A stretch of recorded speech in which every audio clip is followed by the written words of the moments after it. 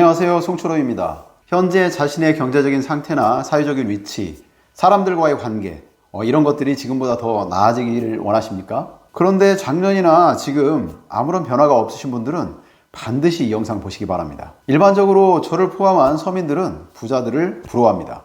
그리고 사회적으로 성공한 사람들을 보면 질투도 나고 또 그 사람들과 상대적으로 비교했었을 때 초라한 자신의 모습을 보이는 것, 이게 별로 좋지가 않죠. 그런데 그런 생각을 언제부터 했습니까? 혹시 꽤 오랫동안 그렇게 생각하고 있지 않나요? 그렇다면 그 이유 중에 하나는 우리가 그 상태를 허용했기 때문이라고 볼 수 있습니다. 말도 안 된다고요? 허용한 적 없다고요? 인정하기 싫은 게 아닌가요? 진짜로 이 상태에서 벗어나고 싶으세요? 하지만 아무런 변화 없이 어제도 그렇게 살았고 오늘도 그렇게 살아가고 있다면 아마 내일도 그렇게 살고 있지 않을까 생각됩니다. 우리가 간절히 원하는 그 삶을 위해서 우리는 지금 뭘 하고 있죠? 어제와 다른 무엇을 변화시키고 있죠? 부자를 부러워하면서 저축은 안 하고 있지 않나요? 물론 못 하시는 분도 있습니다. 나름대로의 이유는 있겠지만 정말 지금의 상태를 벗어나고 싶다면 못하는 이유를 줄여가면서 어떻게든 하셔야 합니다. 지금의 경제 상태를 우리가 스스로 허용했기 때문에 치열하게 노력하지 않는 것인지도 모르겠습니다.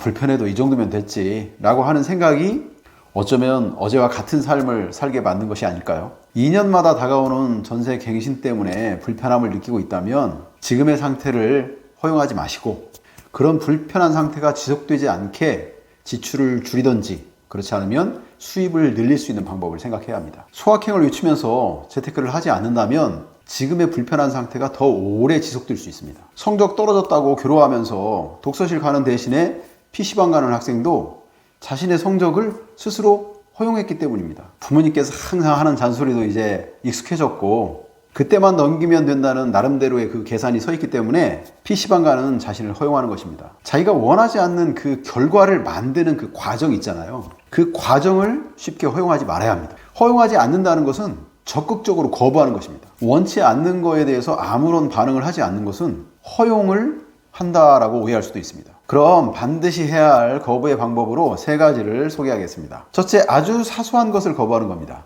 아침 시간에 출근이 늦어서 가끔 택시를 탄다면 스스로 택시 타는 것을 허용하지 마세요.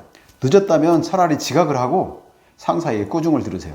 쉬운 일은 아닙니다. 하지만 필요하다면 지금의 불편함을 감수하고 거부해야 합니다. 늦으면 택시 타면 되지 라는 것을 허용하는 순간 늦잠이 허용되고 전날 늦은 취침이 허용됩니다. 우리의 삶은 대단한 것이 아니라 아주 작은 것의 차이로 인해서 달라집니다. 성공한 사람과 보통 사람의 차이도 마찬가지로 작은 것들을 얼마나 꾸준히 하느냐 그거에 달려 있습니다. 남에게는 엄하면서 자신에게는 한없이 관대한 이런 태도로는 자신의 삶을 변화시킬 수가 없습니다. 둘째, 한 번을 거부해 보세요. 이번 한 번만 하고 다음부터는 절대 안 한다. 이렇게 얘기하고 성공하신 분 있나요? 다음에 또 하지 않았습니까? 한 번 허용하기 시작하면 2번은 쉽습니다. 그런데 왜 우리가 한 번을 허용하느냐?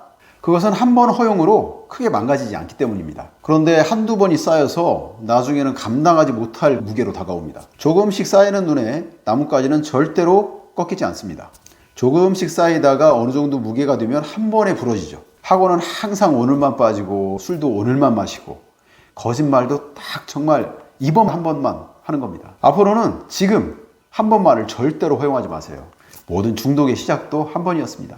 셋째, 합리적 변명을 거부하세요. 이유를 대지 말고 거부하는 겁니다.